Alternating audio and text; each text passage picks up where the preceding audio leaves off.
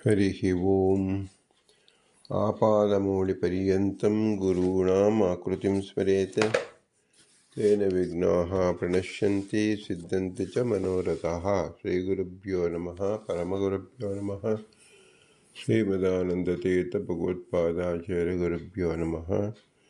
मन्मनोभीष्टवरदं सर्वाभीष्टफलप्रदं पुरन्दरगुरुं वन्दे दासश्रेष्ठं दयानिधिं विद्याविनयसम्पन्नान् शान्तादिगुणब्रह्मितान् सशास्त्रप्रवचनासक्तान् एलमिलार्यान् गुरून् भजे। पृथ्वीमण्डलमध्यस्याः पूर्णबोधमतानुगाः वैष्णवाः विष्णुप्रियाः तान् नमस्ये गुरुमम। हरिः ओम्।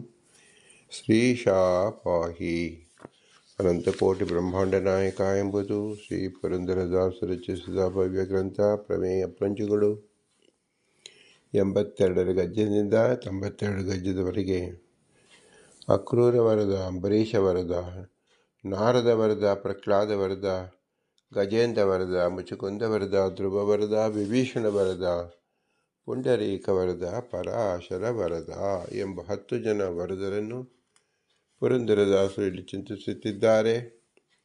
ಇದರ ಮೂಲಕ ನಮಗೆ ಏನು ಸಂದೇಶ ಕೊಟ್ಟಿದ್ದಾರೆ ಅಂದರೆ, ದೇಶ ಅಂದರೆ ಅನಂತ ಅಂತ ಹೆಸರು, ಜೀವರು ಅನಂತರಾಗಿದ್ದಾರೆ. ಹರೇರನುಚರಾಹ ಜೀವಗಣ ಹರೇರನುಚರಾಹ ಎಂಬ ಸಂದೇಶವನ್ನು ಕೊಡುತ್ತಿದ್ದಾರೆ. ಅನುಚರರು ಹೇಗಿದ್ದಾರೆ ಅಂದರೆ ತಾರತಮ್ಯಯುಕ್ತವಾಗಿದ್ದಾರೆ ಎಂಬುದನ್ನು ತಿಳಿಸಿದ್ದಾರೆ. ತಾರತಮ್ಯ ಅಂದರೆ ನೀಚೋಚ್ಚ ಭಾವ ಗತಂ ಎಂಬತಕ್ಕಂಥದ್ದು. ಈ ನೀಚೋಚ್ಚ ಭಾವ ಎಂಬತಕ್ಕಂಥದ್ದು ಸ್ವರೂಪಭೂತವಾದದ್ದು, ಕೃತಕವಾದದ್ದಲ್ಲ, ನಾವು ಮಾಡಿಕೊಂಡಿದ್ದಲ್ಲ. ಇದನ್ನು ನಾವು ತಿಳಿಯೋಕ್ಕೋಸ್ಕರವಾಗಿ ತಾರತಮ್ಯ ಎಂಬ ಶಾಸ್ತ್ರ ಪ್ರಮೇಯವನ್ನು ಶ್ರೀ ಪುರಂದರದಾಸರು ಪರಿಚಯಿಸುತ್ತಿದ್ದಾರೆ. ತಾರತಮ್ಯ ತಿಳಿಯುವಾಗ ಜೀವರಲ್ಲಿರತಕ್ಕಂಥ ನ್ಯೂನಾಧಿಕವನ್ನು ಚಿಂತಿಸಬಹುದು. ಆದರೆ ಲೋಕದಲ್ಲಿ ನಾವು 3 ಪದಾರ್ಥವನ್ನು ನೋಡುತ್ತೇವೆ. ಒಂದು ಭಗವಂತ, ಇನ್ನೊಂದು ಜೀವ, ಇನ್ನೊಂದು ಜಡ ಪದಾರ್ಥ. ಈ ತಾರತಮ್ಯ ಎಂಬತಕ್ಕಂಥದ್ದು ಭಗವಂತನಲ್ಲಿ ಹೇಗೆ ತಿಳ್ಕೊಳ್ಳೋದು ಅಂದರೆ, ಕೇವಲ ಭಗವಂತನ ಉತ್ಕೃಷ್ಟತೆ, ಅವನ ಗುಣಗಳನ್ನು ತಿಳ್ಕೊಳ್ಳುವುದೇ ತಾರತಮ್ಯ ಜ್ಞಾನ ಅಂತ ಹೆಸರು. ಏಕೆಂದರೆ ನೇಹ ನಾನಾಸ ಕಿಂಚನ, ಭಗವಂತನ ಒಬ್ಬನೇ ಇರುವುದರಿಂದ ಅವನ ನೀಚ ಉತ್ತಮ ಎಂಬತಕ್ಕಂಥದ್ದೇ ಅರ್ಥವಾಗುವುದಿಲ್ಲ, ಉಂಟಾಗುವುದಿಲ್ಲ. ಇನ್ನು ಜಡದಲ್ಲಿ ಜ್ಞಾನವೇ ಇಲ್ಲದೆ ಇರುವುದರಿಂದ ಅದೇ ನೀಚ ಅದೇ ಉತ್ತಮ ಎಂಬತಕ್ಕಂಥ ತಿಳುವಳಿಕೆ ಇಲ್ಲದೆ ಇದ್ದಾಗ ಹೇಗೆ ತಾನೇ ಸ್ಪಂದಿಸುತ್ತದೆ. ಆದ್ದರಿಂದ ಜೀವನ ವಿವಕ್ಷ ಜಡದಲ್ಲಿ, ಅದರ ಉಪಯೋಗದಲ್ಲಿ ತಾರತಮ್ಯವಿದೆ ಅಂತ ನಾವು ತಿಳಿಯಬೇಕೇ ಹೊರತು, ಜಡದಲ್ಲಿ ತಾರತಮ್ಯವಿದ್ದಿದ್ದು ಜಡಕ್ಕೆ ಹೇಗೆ ಭಗವಂತನ ಸನ್ನಿಧಾನದಿಂದ ಜೀವರ ಯೋಗ್ಯತೆ ನಾವು ತಿಳಿತೀವೋ ಹಾಗೆ ಜೀವರ ಅನುಕೂಲತೆಯನ್ನು ಅನುಸರಿಸಿ ಪದಾರ್ಥಗಳಲ್ಲಿ ನ್ಯೂನಾಧಿಕ ಅಲ್ಲಿ ತಾರತಮ್ಯ, ಶ್ರೇಷ್ಠತೆ, ಕನಿಷ್ಠತೆಯನ್ನು ನಾವು ವಿಭಾಗಿಸಿಕೊಳ್ಳುತ್ತೇವೆ. ಪ್ರಸ್ತುತ ಭಗವಂತನ ಗುಣ ಉತ್ಕರ್ಷತೆಯನ್ನು ತಿಳಿಯುವಾಗ ಮೊಟ್ಟ ಮೊದಲಿಗೆ ಭಗವಂತ ಜೀವರಿಂದ ಭಿನ್ನನಾಗಿದ್ದಾನೆ ಎಂಬುದನ್ನೇ ನಾವು ಚೆನ್ನಾಗಿ ತಿಳಿಯಬೇಕು. ಇದನ್ನು ತಿಳಿಯೋಕ್ಕೋಸ್ಕರವಾಗಿ ಭಗವಂತ ಸರ್ವಾವಸ್ಥಾ ಪ್ರೇರಕ ಎಂಬುದಾಗಿ ಹಿಂದೆ ನಾವು ಚರ್ಚಿಸಿದೆವು. ಸರ್ವಾವಸ್ಥಾ ಎಂಬತಕ್ಕಂಥದ್ರಲ್ಲಿ ಯಾವುದಿದೆ? ಜೀವರಿಗೆ ಜಾಗೃತ ಅವಸ್ಥಾ, ನಿದ್ರಾವಸ್ಥೆ, ಸ್ವಪ್ನಾವಸ್ಥಾ, ಸುಷುಪ್ತಾವಸ್ಥೆ ಎಂಬತಕ್ಕಂಥದ್ದು ಪ್ರತಿಯೊಬ್ಬರಿಗೂ ಅನುಸಂಧಾನದಲ್ಲಿರುತ್ತದೆ, ಅನುಭವದಲ್ಲಿರುತ್ತದೆ. ಇದನ್ನು ಯಾವ ಜೀವರು ಮಾಡಿಕೊಳ್ಳುತ್ತಿಲ್ಲ. ಈ ಅವಸ್ಥೆಗಳನ್ನು ಯಾವ ಜೀವರು ತಾವೇ ಮಾಡಿಕೊಳ್ಳುತ್ತಿಲ್ಲ. ಅದನ್ನು ನಾವು ತಿಳಿಯಬೇಕಾದಾಗ ಶಾಸ್ತ್ರದ ಮೊರೆ ಹೋಗಬೇಕು. ಶಾಸ್ತ್ರದಲ್ಲಿ ಹೇಳಿದ್ದಾರೆ, ಭಗವಂತನೇ ಈ ಅವಸ್ಥೆಯನ್ನು ಕೊಡತಕ್ಕಂಥವನು ಎಂಬತಕ್ಕಂಥ ವಾಕ್ಯ ಇದೆ. ನಾನು ಜಾಗ್ರತ್ ಸ್ವಪ್ನಾದಿ ಪ್ರೇರಕತ್ವಂ ನ ಪರಮಾತ್ಮನಃ ಕಿಂತು ಕಾರಣಾಂತರಣೇವ ಇತಿ ಚೇನ್ನ. ಭಗವಂತ ಸ್ವಪ್ನಾದಿ ಕಾರಣಗಳಿಗೆ ಪ್ರೇರಕಕ್ಕೆ ಕಾರಣನಲ್ಲ ಎಂಬತಕ್ಕಂಥ ಶಂಕೆ ಕೊಡಕೂಡದು. ಇದನ್ನು ಹೇಗೆ ವಿವರಿಸಿದ್ದಾರೆ, ಎಲ್ಲಿ ನಮಗೆ ಸಂಶಯವನ್ನು ಬಗೆಹರಿಸಿದ್ದಾರೆ ಅಂದರೆ ಬ್ರಹ್ಮಸೂತ್ರ ಭಾಷೆಯಲ್ಲಿ ಸಂಜೆ ಸೃಷ್ಟಿರಾಹಾಹಿ ಎಂಬ ಸೂತ್ರದಿಂದ ತಿಳಿಸಿಕೊಟ್ಟಿದ್ದಾರೆ. ಅಲ್ಲಿ ವಿಶೇಷವಾಗಿ ದೇಹಯೋಗಾದ್ವಾಸೋಪಿ ತದಾಭಾವೋ ನಾಡೀಷು ಇತ್ಯಾದಿ ಅಧಿಕರಣೇಶು ಭಗವತ ಏವ ಜಾಗ್ರತ್ ಸ್ವಪ್ನಾದಿ ಪ್ರಾಪಕತ್ವಂ ತದ್ಬೋಧಕತ್ವಂ ಅಂಗೀಕೃತಂ ನ ಅನ್ಯಸ್ಯ ಉಕ್ತಂ ಚ ಜಾಗೃತ ಸ್ವಪ್ನಾದಿತ್ಯಾದಿ ಸರ್ವಾವಸ್ಥಾ ಪ್ರವರ್ತಕ ಇತಿ ಎಂದು ತಿಳಿಸಿದೆ. ಬ್ರಹ್ಮಸೂತ್ರ ಭಾಷ್ಯದ 3ನೇ ಅಧ್ಯಾಯ ಸಾಧನಾಧ್ಯಾಯ ಎಂದು ಹೆಸರು. ಅದರಲ್ಲಿ 2ನೇ ಪಾದ ಭಕ್ತಿಪಾದ ಎಂದು ಹೆಸರು. ಭಕ್ತಿಪಾದದಲ್ಲಿ ಈ ಸ್ವಪ್ನವನ್ನು ತಿಳಿಸಿದ್ದಾರೆ. ಭಗವಂತನಲ್ಲಿ ನಮಗೆ ಭಕ್ತಿ ಸ್ವಾಭಾವಿಕವಾಗಿ ಇರುತ್ತದೆ. ಅದು ಜಾಗೃತವಾಗಬೇಕಾದರೆ ಭಗವಂತ ಅವನ ವಿಶಿಷ್ಟ ಗುಣವನ್ನು ನಾವು ತಿಳಿದುಕೊಳ್ಳಬೇಕು. ಆ ವಿಶಿಷ್ಟ ಗುಣಗಳಲ್ಲಿ ನಮಗೆ ಸಾಕ್ಷಾತ್ತಾಗಿ ಪ್ರತಿದಿನವೂ ಅನುಭವಿಸತಕ್ಕಂಥ ಪ್ರಸಂಗ ಅವಸ್ಥೆ ಯಾವುದು ಅಂದರೆ ಸ್ವಪ್ನಾವಸ್ಥೆ, ನಿದ್ರಾವಸ್ಥೆ. ಜಾಗೃತ ಅವಸ್ಥೆಯು ಭಗವಂತನಿಂದಲೇ ನಡೆಯುವುದು, ನಿದ್ರಾವಸ್ಥೆಯು ಭಗವಂತನಿಂದ ನಡೆಯುವುದು, ಸ್ವಪ್ನಾವಸ್ಥೆಯು ಭಗವಂತನಿಂದಲೇ ನಡೆಯುವುದು, ಸುಷುಪ್ತಾವಸ್ಥೆಯು ಭಗವಂತನಿಂದ ನಡೆಯುವುದು. ಆದರೆ ಜಾಗೃತ ಅವಸ್ಥೆಯಲ್ಲಿ ನಮಗೆ ಅಜ್ಞಾನ ದಶೆಯಿಂದ ಈ ಸ್ವಾತಂತ್ರ್ಯವನ್ನು ಆರೋಪ ಮಾಡಿಕೊಂಡಿದ್ದೇವೆ. ನಾನು ಮಾತಾಡುತ್ತಿದ್ದೇನೆ, ನಾನು ಊಟ ಮಾಡುತ್ತೇನೆ, ನಾನು ನೋಡುತ್ತಿದ್ದೇನೆ, ನಾನು ಕೇಳುತ್ತಿದ್ದೇನೆ ಎಂಬತಕ್ಕಂಥದ್ದು ನಾನು ಎಂಬತಕ್ಕಂಥದ್ದನ್ನು ಆರೋಪ ಮಾಡಿಕೊಳ್ಳುತ್ತೇವೆ. ಆದರೆ ಯಾರೂ ನಾನು ಸಾಯುತ್ತಿದ್ದೇನೆ ಅಂತ ಯಾರು ಹೇಳುವುದಿಲ್ಲ. ಏಕೆಂದರೆ ಆಗ ಆ ವ್ಯಕ್ತಿಯೇ ನಮಗೆ ಕಾಣಿಸುವುದಿಲ್ಲ. ಇದರ ಅರ್ಥ ಏನು? ಸಹಜ ಸ್ಥಿತಿಯಲ್ಲಿ ಆ ಜೀವ ಮೌನಿಯಾಗಿರುತ್ತಾನೆ, ಕೇವಲ ಅನುಭವಿಸುತ್ತಿರ್ತಾನೆ ಹೊರತು ಆರೋಪಣೆ ಮಾಡಿಕೊಳ್ಳುವುದಕ್ಕೆ ಬರುವುದಿಲ್ಲ. ಆದರೆ ಸಂಸಾರ ಅವಸ್ಥೆಯಲ್ಲಿ ಸ್ವಾತಂತ್ರ್ಯವನ್ನು ಆರೋಪ ಮಾಡಿಕೊಂಡು ನಾನು ಮಾಡಿದೆ ಎಂಬತಕ್ಕಂಥದ್ದನ್ನು ಹೇಳ್ತಾ ಇದ್ದಾನೆ. ಇದು ಅಜ್ಞಾನದ ಪರವಶದಿಂದ. ಭಗವಂತನಿಗೆ ಈ ರೀತಿ ಅಜ್ಞಾನ ಉಂಟು ಅಂದರೆ ಭಗವಂತನಿಗೆ ಸುತರಾಂ ಅಜ್ಞಾನವಿಲ್ಲ. ಸರ್ವಗುಣ ಸಂಪೂರ್ಣ, ಸರ್ವದೋಷ ವಿದೂರತ್ವ ಎಂಬುದೇ ಭಗವಂತನ ಲಕ್ಷಣ. ಹಾಗಾದರೆ ನಮಗೆ ಈ ಅಜ್ಞಾನ ಕೊಟ್ಟವ ಯಾರು? ಭಗವಂತನಿಂದಲೇ ಪರಿಶೇಷ ಪ್ರಮಾಣದಿಂದ ತಿಳಿದುಕೊಳ್ಳಬೇಕು. ಮತ್ತು ನಿದ್ರಾವಸ್ಥೆ ಕೊಟ್ಟವನಾರು ಭಗವಂತ, ಸ್ವಪ್ನ ಕೊಟ್ಟವನು ಭಗವಂತ, ಸುಷುಪ್ತಿ ಕೊಟ್ಟವನು ಭಗವಂತ ಎಂದು ಪರಿಶೇಷ ಅನುಮಾನದಿಂದ ನಾವು ತಿಳಿಯಬೇಕು. ಇಲ್ಲಿ ಹಿರಿಯರು ವಿಶೇಷವಾದ ಚಿಂತನೆಯನ್ನು ಮಾಡಿದ್ದಾರೆ. ನಮಗೆ ನಿದ್ರಾವಸ್ಥೆ ಎಂಬತಕ್ಕಂಥದ್ದು ಯಾಕೆ ಬರುತ್ತೆ? ಆಯಾಸ ಪರಿಹಾರಕ್ಕೋಸ್ಕರವಾಗಿ ನಿದ್ರಾವಸ್ಥೆ ಎಂಬುದು ನಮಗೆ ಸಹಜವಾಗಿ ತಿಳಿದಿದ್ದೇವೆ.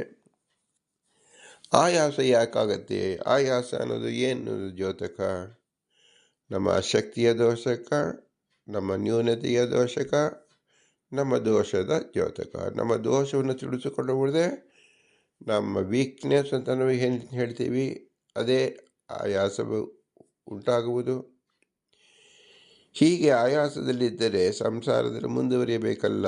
ಇದನ್ನು ಪ್ರವರ್ತನೆ ಮಾಡ್ತಕ್ಕಂಥ ಭಗವಂತನೇ. ಆದ್ದರಿಂದ ಈ ಆಯಾಸವನ್ನು ತತ್ತತ್ ಕಾಲದಲ್ಲಿ ಭಗವಂತ ಪರಿಹಾರ ಮಾಡುತ್ತಿದ್ದಾನೆ. ಇಲ್ಲದೆ ಹೋದರೆ ಹುಟ್ಟಿದ ಮಗು ಮರುಕ್ಷಣದಲ್ಲೇ ಆಯಾಸದಿಂದ ಮೃತಪಡಬೇಕಾಗುತ್ತದೆ. ಯಾತಕ್ಕೆ ಮಕ್ಕಳೆಲ್ಲರೂ ನಿದ್ರಿಸುತ್ತಾರೆ ಅಂದರೆ ಆಯಾಸ, ಅತಿ ಹೆಚ್ಚಾದ ಆಯಾಸ. ತಾಯಿಯ ಹೊಟ್ಟೆಯಿಂದ ಹೊರಬಂದಿದ್ದ ವೇದನೆಯೇ, ಆ ಅನುಸಂಧಾನವೇ, ಹೊರಗಿನ ಗಾಳಿಯನ್ನು ಸೇವಿಸುವ ಆಯಾಸವೇ ಆ ಶಿಶುವಿಗೆ ಬಹಳ ಪ್ರಯಾಸವಾಗಿರುತ್ತದೆ. ಈ ಪ್ರಯಾಸ ವಾಯುದೇವರ ನೇತೃತ್ವದಲ್ಲಿ ನಡೆಯುತ್ತದೆ.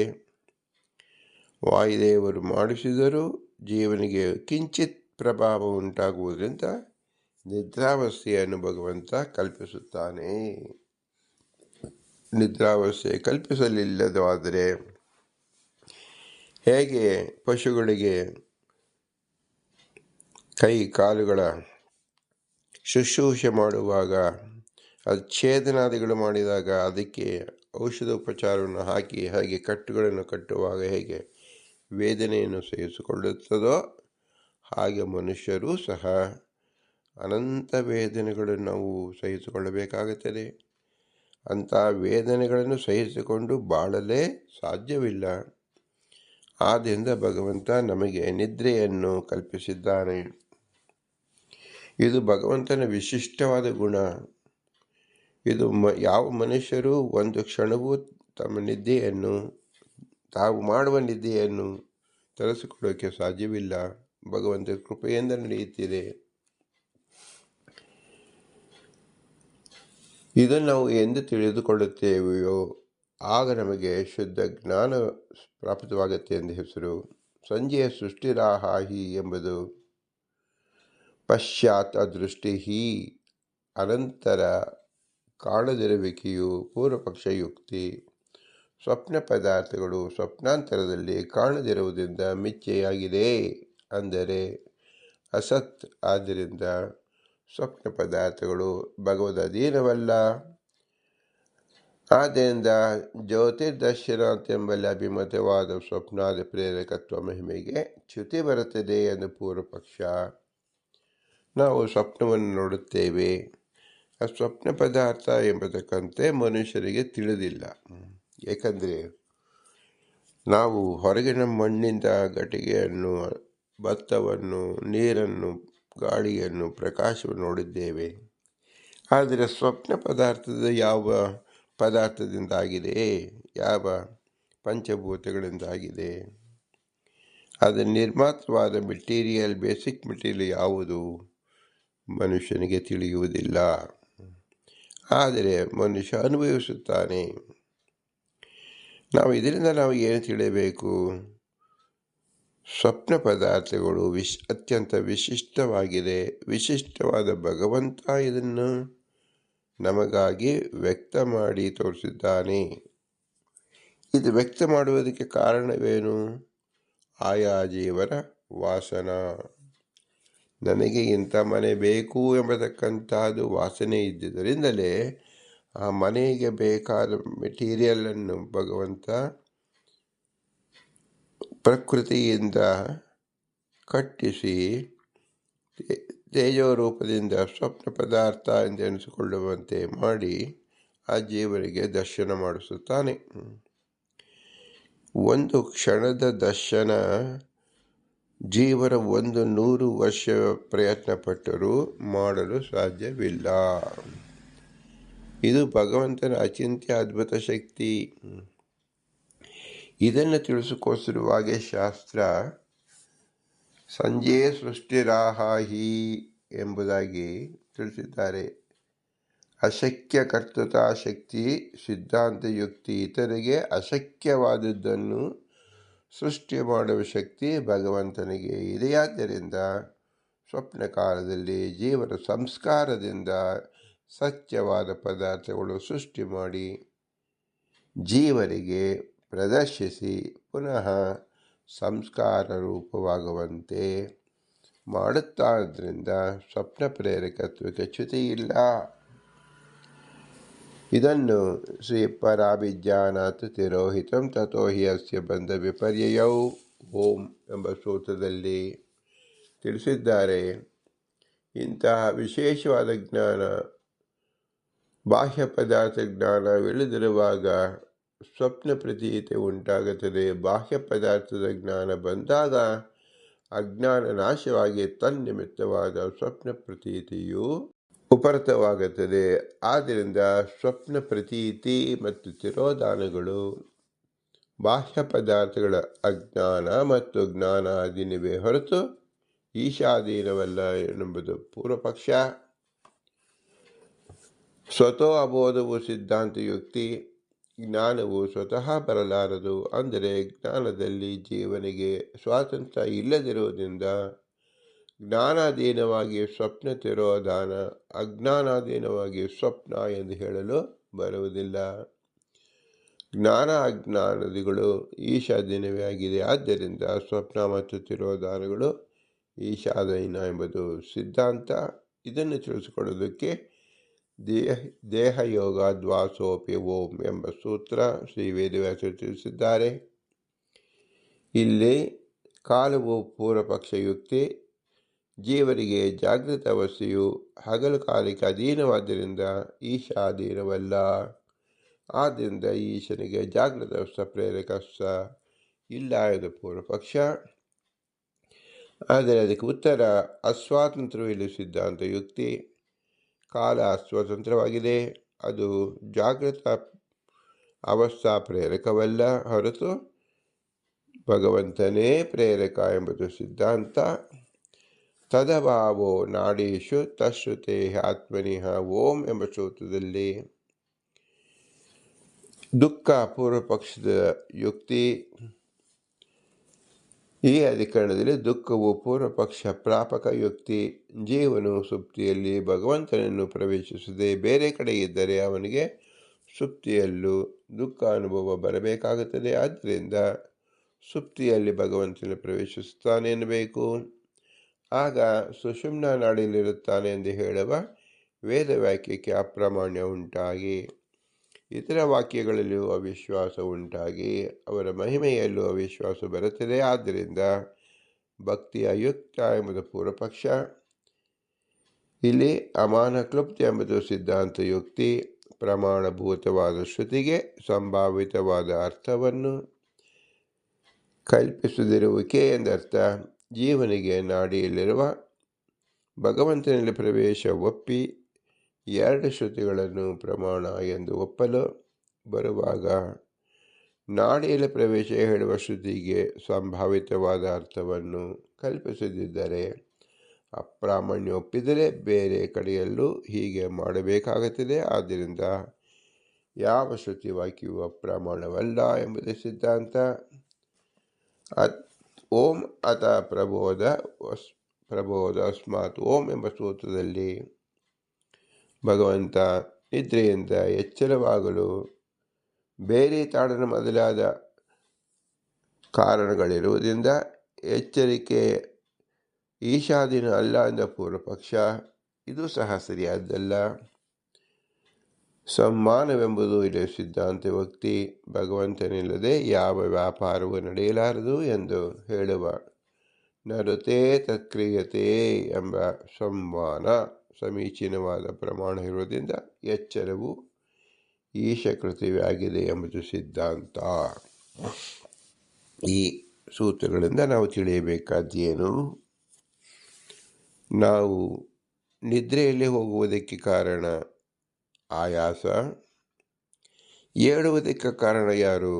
ಯಾವ ಜೀವರು ಏಳುವುದಕ್ಕೆ ಸಾಧ್ಯವೇ ಇಲ್ಲ. ಏಳಲು ಪ್ರಯತ್ನ ಪಡುವುದಕ್ಕೂ ಸಹ ಅವರಿಗೆ ಯೋಗ್ಯತೆ ಇಲ್ಲ, ಜ್ಞಾನವಿಲ್ಲ, ಪರಮಾಧೀನ ಅಸ್ವಾತಂತ್ರ್ಯ. ಆದ್ದರಿಂದ ನಿದ್ರೆಯಲ್ಲಿದ್ದವರು ನಿದ್ರೆಯಲ್ಲೇ ಅವರು ದೀರ್ಘ ನಿದ್ರೆಯಾಗಿ ಸಾಯಬೇಕಾಗುತ್ತದೆ. ಆದರೆ ನಿದ್ರೆ ಮಾಡಿ 5 ನಿಮಿಷ ನಿದ್ರೆ, 10 ನಿಮಿಷ ನಿದ್ರೆ, 1 ಗಂಟೆ ನಿದ್ರೆ, 6 ಗಂಟೆ ನಿದ್ರೆ, ಹೀಗೆ ವಿವಿಧ ರೀತಿಯಲ್ಲಿ ದಿನಪೂರ್ತಿ ನಾವು ನಿದ್ರೆ ಹೋಗುತ್ತೇವೆ ಮತ್ತು ಬರುತ್ತಿದ್ದೇವೆ. ನಾವು ಇಷ್ಟು ಬರುತ್ತೇವೆ ಅನ್ನೋದು ಸೂಚಕ ಮಾಡಿಕೊಂಡಿರುತ್ತೇವೆ. ಆದರೆ ಈ ಸೂಚಕ ಮಾಡಿದರೂ ಸಹ ಎಬ್ಬಿಸುವವರು ಯಾರು? ಇದನ್ನು ಒಂದು ಸಣ್ಣ ಉದಾಹರಣೆಯಿಂದ ತಿಳಿದುಕೊಳ್ಳೋಣ. ನಾವು 6 ಗಂಟೆಗೆ ಏಳಬೇಕು ಎಂದು ಅಲಾರಾಮ್ ಇಟ್ಟಿರುತ್ತೇವೆ.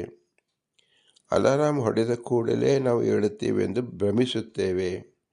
ಆದರೆ ಅಲಾರಾಮ್ ಶಬ್ದ ನಮಗೆ ಕೇಳಿಸಿದ್ದು ಮುಂಚಿತವಾಗಿ ನಾವು ಇಲ್ಲದಿದ್ದರೆ ಅಲಾರಾಮ್ ಹೇಗೆ ಕೇಳುತ್ತದೆ? ಇಲ್ಲಿ ನೀವು ಸೂಕ್ಷ್ಮವಾಗಿ ಅರ್ಥ ಮಾಡಿಕೊಳ್ಳಿ. ಅಲಾರಾಮ್ ಎಂಬತಕ್ಕಂಥದ್ದು ಶಬ್ದ. ಈ ಶಬ್ದನ ಕೇಳಲಿಕ್ಕೆ ಆ ಶಬ್ದ ಆಗುವ ಮುಂಚಿತವಾಗಿ ನಾವಿರಬೇಕು. ನಾವಿದ್ದ ಮೇಲೆ ನಮ್ಮ ಗಮನಕ್ಕೆ ಶಬ್ದವಾಗುತ್ತಿದೆ ಎಂಬ ಜ್ಞಾನ, ಅರ್ಥಕ್ರಿಯಾ ಜ್ಞಾನವಾದ ಮೇಲೆ ಹೇಳಬೇಕು ಅಂತ ಹೇಳುತ್ತೇವೆ. ಇಲ್ಲಿ ನಾವು ಹೇಳಲು ನಮ್ಮ ಭಗವಂತ ಅಥವಾ ಅಲಾರಾಮ್ ಕಾರಣವಾಯಿತು ಅಥವಾ ಭಗವಂತ ಕಾರಣನಾದನು? ಎಲ್ಲರೂ ಮೂರ್ಖರಂತೆ ಅಲಾರಾಮ್ ಕಾರಣ ಅಂತ ತಿಳಿಯುತ್ತೇವೆ. ಆದರೆ ಅಲಾರಾಮ್ ಆಗುತ್ತಿದೆ ಎಂಬ ಜ್ಞಾನ ಬಂದಿದ್ದು ಯಾವುದರಿಂದ? ಒಳಗಿನ ಸ್ವರೂಪದಲ್ಲಿರ್ತಕ್ಕಂಥ ಆ ನಾಡಿಯಲ್ಲಿರತಕ್ಕಂಥ ಭಗವಂತನಿಂದ. ಇದು ಪ್ರತಿ ಕ್ಷಣವೂ ಎಲ್ಲರಿಗೂ ಅನುಭವ ಇದೆ. ಈ ಕ್ಷಣದ ಅನುಭವವನ್ನು ನೀವು ವಿಕಾಸ ಮಾಡಿಕೊಂಡಾಗ ಅಲ್ಲೇ ನಮ್ಮ ಆತ್ಮ ಸಾಕ್ಷಾತ್ಕಾರ ಮತ್ತು ಬಿಂಬ ಸಾಕ್ಷಾತ್ಕಾರ ಆಗಲಿಕ್ಕೆ ಸಾಧ್ಯವಿದೆ. ಇದೇ ಕಟ್ಟಕಡೆಯಲ್ಲಿ ಅಜ್ಞಾನವೆಂಬುದನ್ನು ಸೀಳಿಕೊಂಡು ಭಗವಂತನನ್ನು ಕಾಣುವ ಬಗೆಯಾಗಿದೆ. ಎಚ್ಚರವಾಗುವುದೇ ಒಂದು ಅಜ್ಞಾನದ ಒಂದು ತೆರವು. ಈ ತೆರವನ್ನು ನಾವು ಸೂಕ್ಷ್ಮವಾಗಿ ಚಿಂತಿಸಿದಾಗ ಸದಾ ಎಚ್ಚರವಿರತಕ್ಕಂಥ ಒಬ್ಬ ವ್ಯಕ್ತಿ ಅವನು ಇರಬೇಕು. ಅವನು ಅಲಾರಾಮ್ ಶಬ್ದವನ್ನು ಅಲಾರಾಮ್ ಹೊಡೆಯುವ ಮೊದಲೇ ತಿಳಿದು ಎಚ್ಚರ ಮಾಡಿಸಬೇಕು. ಇದನ್ನು ಎಲ್ಲರೂ ಚೆನ್ನಾಗಿ ಸ್ಪಷ್ಟವಾಗಿ ತಿಳಿದುಕೊಂಡಾಗ ಅಲಾರಾಮ್ ಎಂಬುದು ಜಾಗೃತನಾದವನಿಗೆ ಗಂಟೆ ಧ್ವನಿ ಕೇಳುತ್ತದೆ ಹೊರತು ನಿದ್ರಿಸುವವರೆಗೆ ಎಂದು ಕೇಳುವುದಿಲ್ಲ. ಇದೇ ಕಾರಣ ಯಾವುದೇ ಜಾಗಟೆ ತಾರಣ ನಗಾರಿಗಳನ್ನು ಬಾರಿಸಿದರೂ ಸಹ ಯಾವ ನಿದ್ರಿಸುತ್ತಿರತಕ್ಕಂಥ ಜೀವ ಏಳಬೇಕು ಎಂಬುದಿಲ್ಲ. ಹಾಗಾದರೆ ಏಳಿಸುವನು ಯಾರು? ಒಳಗಡೆ ಇದ್ದ ಭಗವಂತ. ಭಗವಂತನಿಗೆ ಸದಾ ಕಾಲ ಜಾಗೃತಾವಸ್ಥೆಯಲ್ಲಿಯೇ ಇರುತ್ತಾನೆ. ಅವನಿಗೆ ಜಾಗೃತಾವಸ್ಥೆ ಬಿಟ್ಟು ನಿದ್ರಾವಸ್ಥೆ, ಸ್ವಪ್ನಾವಸ್ಥೆ, ಸುಷುಪ್ತಾವಸ್ಥೆ ಎಂಬುದು ಇಲ್ಲ ಎಂದು ತಿಳಿಯಬೇಕು. ಇದರಂತೆ ಜೀವನ ಸ್ವರೂಪ ಅಂತ ಏನಿದೆ ಅದಕ್ಕೂ ಸಹ ಸದಾ ಜಾಗೃತಾವಸ್ಥೆಯಲ್ಲಿ ಇರುತ್ತದೆ. ಅದು ಮೋಕ್ಷಾವಸ್ಥೆಯಲ್ಲಿಯೂ ಹೌದು, ಈಗಲೂ ಹೌದು. ಆದರೆ ಅದು ನಮಗೆ ಅಜ್ಞಾನದ ಆವರಣದಿಂದ ಜೀವಾಚ್ಛಾದಕ ಈಶಾಚ್ಛಾದಕ ಎಂಬ ಆಚ್ಛಾದಕದಿಂದ ಸದಾ ಜಾಗೃತನಲ್ಲಿದ್ದಾನೆ ಎಂಬತಕ್ಕಂಥ ಜ್ಞಾನವೂ ಸಹ ಜೀವನ ಚಿಂತಿಸಿದಾಗ ತಿಳಿಯುತ್ತದೆ ಹೊರತು ಅದು ಸದಾ ಕಾಲ ವ್ಯಕ್ತವಾಗುವುದಿಲ್ಲ. ಉದಾಹರಣೆಯನ್ನು ನಿದ್ರಾವಸ್ಥೆ, ಸ್ವಪ್ನಾವಸ್ಥೆಯಲ್ಲಿ ನಾವು ತಿಳಿಯಬಹುದಾಗಿದೆ. ಇಂದು ನಾವು ನಿದ್ರಾವಸ್ಥೆಯನ್ನು ಪರಿಚಯ ಮಾಡಿಕೊಂಡವು. ನಾಳೆ ದಿನ ಸ್ವಪ್ನಾವಸ್ಥೆಯನ್ನು ಚಿಂತಿಸೋಣ. ಭಗವಂತನು ನಮ್ಮ ನಿದ್ರೆ ಮಾಡಿಸುವ ಭಗವಂತ, ನಿದ್ರೆಯಿಂದ ಏಳಿಸುವ ಭಗವಂತ. ಇದಕ್ಕೆ ಮೂಲ ಕಾರಣವಾದದ್ದು ನಮ್ಮ ಜೀವನಿಗಾದ ಆಯಾಸ ಪರಿಹಾರಕ್ಕೋಸ್ಕರವಾಗಿ ನಿದ್ರೆ ಎಂಬುದೇ ಉಪಶಮನ. ಇದನ್ನು ನಾವು ಪ್ರತಿ ಜೀವರೂ ಅನುಭವಿಸುತ್ತಿದ್ದೇವೆ. ಈ ಪ್ರತಿದಿನದ ಅನುಭವ ಚಿಂತನೆಯೇ ಭಗವಂತನ ಬಿಂಬ ಚಿಂತನೆ. ಇದೇ ಮಹಶಾಸ್ತ್ರ. ನಾವು ಇದನ್ನು ಪ್ರತಿದಿನವೂ ಪ್ರತಿ ನಿದ್ದೆಯ ಹಿಂದೆ, ಪ್ರತಿ ನಿದ್ದೆಯ ನಂತರದಲ್ಲಿ ನಾವು ಇದನ್ನು ಚಿಂತಿಸಿದಾಗ ಆತ್ಮ ಸಾಕ್ಷಾತ್ಕಾರವಾಗುತ್ತದೆ ಎಂಬುದೇ ಹಿರಿದಾದ ಜ್ಞಾನ. ಇದನ್ನು ಅಕ್ರೂರನಿಗೆ ಕಾಣಿಸಿಕೊಂಡಿದ್ದಾಗಿದೆ. ಯಾವ ಸಂಧ್ಯಾ ವಂದನೆಯ ಕಾಲದಲ್ಲಿ ಒಂದು ಹೊಳೆಯಲ್ಲಿ ಮಿಂದಿದಾಗ ಭಗವಂತ ರಥದಲ್ಲಿರ್ತಕ್ಕಂಥ ಬಲರಾಮಕೃಷ್ಣನನ್ನು ಆ ನೀರಿನಲ್ಲಿ ಮುಳುಗಿದಾಗ ಖಂಡಕ್ಕೆ ಪೂರ್ವದಲ್ಲೂ ರಥದಲ್ಲಿದ್ದಾನೆ ಎಂಬುದು ಅವನಿಗೆ ಗೊತ್ತಾಯಿತು. ಅಂದರೆ ಒಂದು ಕ್ಷಣದಲ್ಲೇ ಭಗವಂತ ಆತ್ಮ ಸಾಕ್ಷಾತ್ಕಾರವಾದ ಕೂಡಲೇ ಬಿಂಬ ಸಾಕ್ಷಾತ್ಕಾರವನ್ನು ಮಾಡಿಸುತ್ತಾನೆ ಎಂಬುದಕ್ಕೆ ಅಕ್ರೂರ ವರದನಿಂದ ನಾವು ಈ ಒಂದು ಕಿಂಚಿತ್ ದರ್ಶನವನ್ನು ಪಡೆಯಬಹುದಾದ ಇಂತಹ 108 ದರ್ಶನಗಳು ಪ್ರತಿಯೊಬ್ಬರು ವರದರಲ್ಲಿ ಇದೆ. ಅದನ್ನು ಆಯಾ ವರದರ ಕಾಲದಲ್ಲೇ ನಾವು ತಿಳಿದುಕೊಳ್ಳಬೇಕು. ಹೀಗೆ ನಿದ್ರಾವಸ್ಥೆ ಎಂಬುದನ್ನು ಹೇಳುವುದರಿಂದ ಸರ್ವಾವಸ್ಥಾ ಎಂದು ನೆನ್ನೆ ತಿಳಿದಿದ್ದೆವು. ಇವತ್ತು ನಿದ್ರಾವಸ್ಥೆಗೆ ಕಾರಣಕರ್ತ ಭಗವಂತ ಎಂದು ತಿಳಿದಾಗ ನಾಳೆ ಸ್ವಪ್ನಾವಸ್ಥೆಗೆ ಹೇಗೆ ಕಾರಣ ಎಂಬುದು ತಿಳಿಯುವುದಕ್ಕೆ ಸಾಧ್ಯವಾಗುತ್ತದೆ. ಕ್ರಮವಾಗಿ ನಿಧಾನವಾಗಿ ಮನಸ್ಸಿಗೆ ಹಚ್ಚಿಕೊಂಡು ತಿಳಿಯುವುದರಿಂದ ನಮ್ಮ ಬಿಂಬೋಪಾಸನೆ ಬಹಳ ಸುಲಭವಾಗುತ್ತದೆ ಎಂಬುದು ಆಶಯದಿಂದ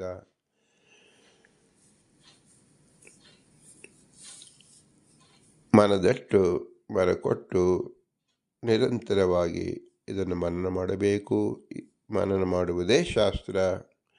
ಕೇವಲ ಶಬ್ದವನ್ನು ಕೇಳುವುದು ಶಾಸ್ತ್ರವಲ್ಲ. ಮನನ ರೂಪವಾಗಿ ಮಾಡಿಕೊಂಡು ಬುದ್ಧಿಯಲ್ಲಿ ಸ್ಥಿತ ಮಾಡಿಕೊಂಡು ಅಂತಃಕರಣದಲ್ಲಿ ಹೋಗಿ ಸ್ವರೂಪವನ್ನು ಸೇರುವುದಕ್ಕೆ ಶಾಸ್ತ್ರ ಅಂತ ಹೆಸರು. ಇದೇ ಮನನ ರೂಪವಾದ ಶಾಸ್ತ್ರ. ಇಂತಹ ಶಾಸ್ತ್ರ ಪ್ರಕ್ರಿಯೆಯನ್ನು ಶ್ರೀ ಪುರಂದರದಾಸರು ಮಾಡುತ್ತಿದ್ದಾರೆ. ಇದು ಸಾಧ್ಯವಾಗುವುದು ಕೇವಲ ಮನುಷ್ಯ ಜ್ಞಾನಿಗಳಿಗೆ ಮಾತ್ರ. ಆದ್ದರಿಂದ ಈ ಮನುಷ್ಯ ಜನ್ಮವನ್ನು ಕೊಟ್ಟಂಥ ತಂದೆ ತಾಯಿಗಳ ಅನುಗ್ರಹ ರೂಪ, ಅವರ ಇರುವಿಕೆಗೆ ನೆರವಾದ ಗುರು ಹಿರಿಯರ ಅನುಗ್ರಹ ರೂಪ, ಇವರಲ್ಲಿ ತತ್ವಾಭಿಮಾನಿ ದೇವತೆಗಳು ನೆಲೆಸಿದ್ದು ಈ ಜ್ಞಾನವನ್ನು ಪ್ರಸಾರ ಮಾಡಿದ ಅವರ ಅನುಗ್ರಹ ರೂಪ, ವಾಯುದೇವರು ವಿಷ್ಣುವಿನ ವಿಶೇಷ ಆಜ್ಞಾ ರೂಪವಾಗಿ ಎಲ್ಲರಲ್ಲಿ ನಿಂತು ಈ ಜ್ಞಾನವನ್ನು ಪ್ರಸಾರ ಮಾಡೋದ್ರಿಂದ ಅವರ ವಿಶೇಷ ಅನುಗ್ರಹ ರೂಪವನ್ನು ಚಿಂತಿಸಬೇಕು. ಆದರೆ ಇವರೆಲ್ಲರೂ ಅಸ್ವತಂತ್ರರು. ಸ್ವತಂತ್ರ ಲಕ್ಷ್ಮೀನಾರಾಯಣ ಮಾತ್ರ. ಲಕ್ಷ್ಮೀನಾರಾಯಣರು ಮಾತ್ರ ಎಂದಾಗ ಸ್ತ್ರೀ ಜೀವರಿಗೆ ಲಕ್ಷ್ಮೀ ರೂಪನಾಗಿ, ಪುರುಷ ಜೀವರಿಗೆ ನಾರಾಯಣ ರೂಪದಲ್ಲಿ ಇರತಕ್ಕಂಥವನು ಏಕಏವ ಲಕ್ಷ್ಮೀನಾರಾಯಣವನು ಸ್ತ್ರೀನೂ ಹೌದು ಪುರುಷನೂ ಹೌದು. ಎರಡು ರೂಪವು ಪೂರ್ಣ ಎಂಬುದು ತಿಳಿಯತಕ್ಕಂಥದ್ದೇ ಆಗಿದೆ. ಜೀವರಲ್ಲಿ ಶ್ರೀ ಪುಂ ಎರಡೇ ವಿಭಾಗವಿರುವುದರಿಂದ ಲಕ್ಷ್ಮೀನಾರಾಯಣ ಅಂತ ಹೇಳಿದಾಗ ನೇಹ ನಾನಾಸ ಕಿಂಚನ ಸ್ತ್ರೀ ರೂಪವೇ ಪುರುಷ ರೂಪ, ಪುರುಷ ರೂಪವೇ ಸ್ತ್ರೀ ರೂಪ. ಆದರೆ ಆಯಾ ಜೀವರು ಆಯಾ ರೂಪವನ್ನು ಚಿಂತನೆ ಮಾಡಬೇಕಾಗಿರುವುದರಿಂದ ಬಿಂಬವು ಅದರಂತೆ ಇರುತ್ತದೆ ಎಂಬುದಂಥ ಸೂಚನೆಯೇ ಇದಾಗಿದೆ. ಆದ್ದರಿಂದ ಸ್ವತಂತ್ರರಾದ ಭಗವಂತ ಲಕ್ಷ್ಮೀನಾರಾಯಣರ ವಿಶೇಷವಾದ ಅನುಸಂಧಾನ, ಅವರ ಭಕ್ತಿ, ಅವರ ಸ್ಮರಣೆ ಹೇಗೆ ಮಾಡಿಕೊಳ್ಳುವುದು ಅಂದರೆ ಭೂಯಿಷ್ಟಾಂತೆ ನಮ್ಮ ಮುಕ್ತಿಮಿದೇಮ, ಭೂಯಿಷ್ಟಾಂತೆ ನಮ್ಮ ಮುಕ್ತಿಮಿದೇಮ, ಭೂಯಿಷ್ಟಾಂತೆ ನಮ್ಮ ಮುಕ್ತಿಮಿದೇಮ ಎಂದು ಹೇಳಿ ವಿನಮ್ರವಾಗಿ ರಮಿಸೋಣ. ಭಾರತೀಯ ರಮಣ ಮುಖ್ಯ ಪ್ರಾಣಾಂತರದ ಶ್ರೀಕೃಷ್ಣಾರ್ಪಣಮಸ್ತು. ಹರಿ ಓಂ, ಹರಿ ಓಂ, ಹರಿ ಓಂ.